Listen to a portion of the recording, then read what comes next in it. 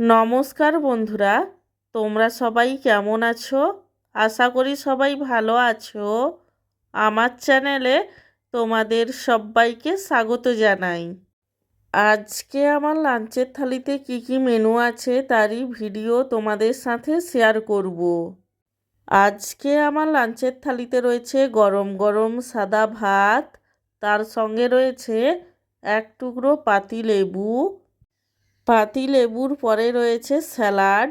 স্যালাডের মধ্যে রয়েছে শসা কুচি, গাজর কুচি এবং পেঁয়াজ কুচি। স্যালাডের পরে রয়েছে কুমড়ো ফুলের বড়া ভাজা, পেঁয়াজ দিয়ে বেগুনের ভাজা এবং সব শেষে রয়েছে এক বাটি মুরগির মাংসের ঝোল, যেটা আলু দিয়ে বানিয়েছিলাম। আমার আজকের এই লাঞ্চের থালির ভিডিওটি তোমাদের কেমন লাগলো সেটা কমেন্ট করে জানিও। আর ভিডিওটিতে লাইক দিতে এবং চ্যানেলটিকে সাবস্ক্রাইব করতে একদমই ভুলো না। সব শেষে তোমাদের সবাইকে জানাই অসংখ্য ধন্যবাদ ভিডিওটি দেখার জন্য।